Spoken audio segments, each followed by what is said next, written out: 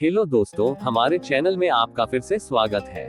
आज के समय में हर कोई अपना ड्रीम डेस्टिनेशन पर यात्रा करना चाहता है और चाहता है कि यात्रा के साथ साथ कैंपिंग का भी अनुभव ले सके। भारत में कैंपिंग के लिए सबसे अच्छी जगहें हैं, जिनमें से कुछ हिल स्टेशनों पर हैं, तो कुछ जंगलों में। लेकिन कैंपिंग के लिए सुरक्षा सबसे बड़ा मुद्दा होता है। बिना पूर्व तैयारी की गई कैंपिंग कभी कभी कुछ भयानक घटनाओं का कारण भी बन जाती है। ऐसी ही एक घटना की आपबीती हमें भेजी है चमोली से अनुज आचार्य ने।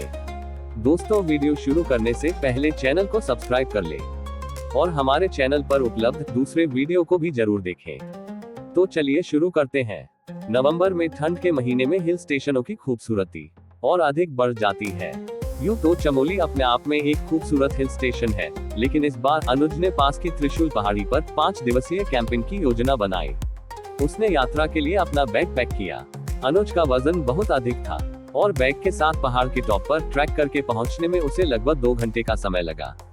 हालांकि उसने अपनी ट्रैकिंग दोपहर के करीब 1 बजे शुरू की थी, क्योंकि अनुज का प्लान एक लंबी कैंपिंग करने पर था और टॉप पर पहुंचते पहुंचते 3 बज गए थे।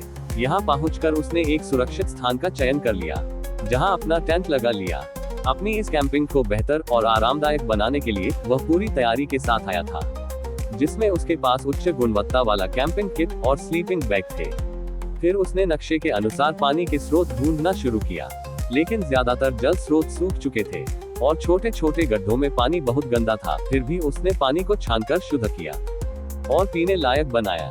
जब उसने अपनी सारी पानी की बोतलें भर ली, तो उसने रात का खाना बनाना शुरू कर दिया, क्योंकि शाम होने लगी थी और अंधेरा होने लगा था। जैसे ही सूरज ढला, ठंड बढ़ने लगी। बहुत ठंड थी। वास्तव में 30 मिनट के अंदर ही उसके टेंट पर बर्फ जम गई थी। फिर भी उसे कोई चिंता नहीं हुई, क्योंकि वह आग के पास ही चाय पी रहा था और उसे पता था कि तंबू के अंदर एक आरामदायक स्लीपिंग बैग और गद्दा इंतजार कर रहे थे। जैसे ही उसने सोने का निर्णय लिया और आग बुझाना शुरू किया, शिविर स्थल से 20 से 30 मीटर की दूरी पर किसी के होने की आवाज ने उसका ध्यान उधर को खींचा।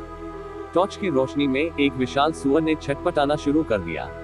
अब इस स्थिति में उसके पास अपने बचाव के लिए तथा आग के लिए केवल एक लकड़ी थी, इसलिए उसने उस पर मिथाइलेटेड स्पिरिट डाल दी, जो कि मैं सामान्य स्थिति में कभी नहीं करता, ताकि आग जल्द से जल्द भड़क उठे। ये सब से सुअर शांत हो गया, इसलिए उसने इंतजार करने और ये देखने का निर्णय लिया कि क्या वह यहीं रुकना चाहता है।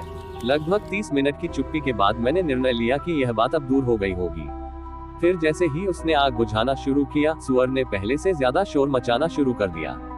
ये सुअर कम से कम 200 पाउंड से ज्यादा वजन का रहा होगा और ऐसा लग रहा था कि वह पेड़ों जैसी चीजों को तोड़ रहा था। इतना शोर मचा रहा था कि उसने तय कर लिया कि वह रात भर नहीं रुकेगा।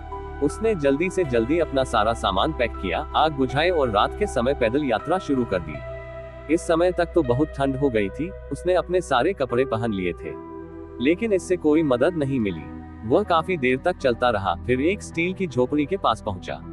उसने इसके अंदर शिविर लगाने और खुद को गर्म करने के लिए बड़ी आग जलाने का निर्णय लिया।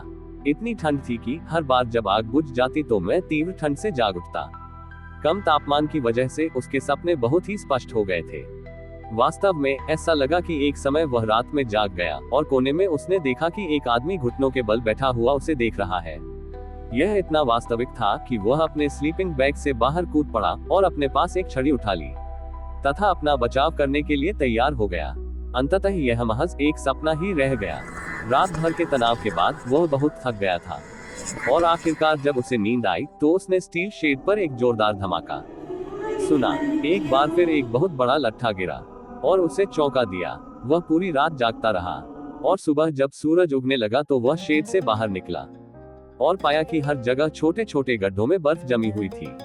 कहने की जरूरत नहीं कि उसकी 5 दिवसीय यात्रा एक रात के कैंपिंग अनुभव में बदल गई और वह पैदल घर लौट आया तथा अगले कुछ दिनों तक गर्म पानी से स्नान और गर्म भोजन का आनंद लिया।